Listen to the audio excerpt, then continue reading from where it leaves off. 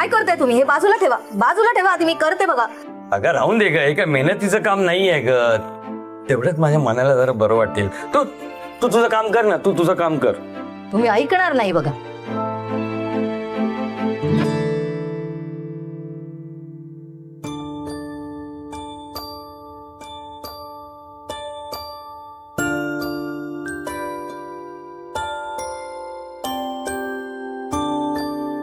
काय झालं?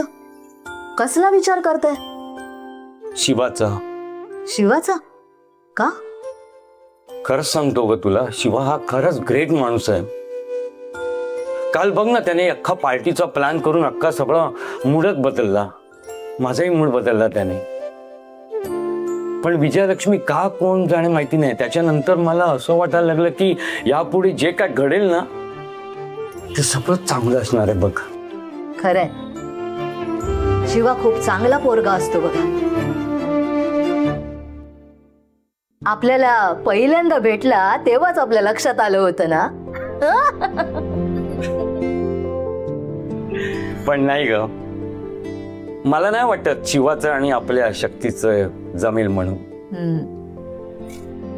हा, पण जर का शक्तीचं लग्न करायचं असेल तर तिला नवरा मात्र शिवासारखाच मिळाला पाहिजे. काय?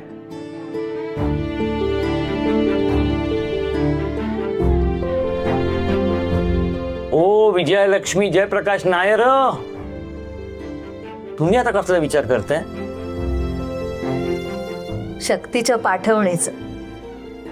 अगं मी फक्त तुला शक्तीला नवरा कसा पाहिजे तेवढंच सांगितलं. तू डायरेक्ट तिला पाठवणीचाच विचार करायला लागलीस. काय ग तू पण कमाल करतेस.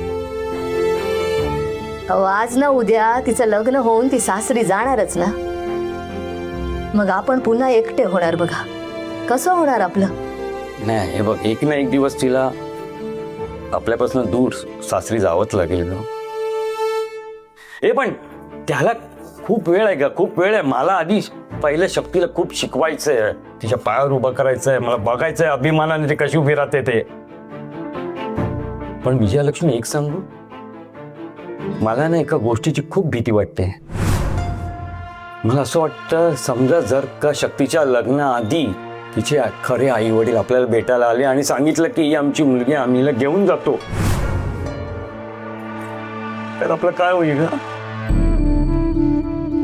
नाही, असं काही होणार नाहीये बघा. मी सांगते तुम्हाला, असं काही होणार नाहीये. इतकी वर्ष कोणी तिची कधी विचारपूस पण केली नाही. आणि आता तिला घ्यायला आले तर मी काय तिला जायला देणार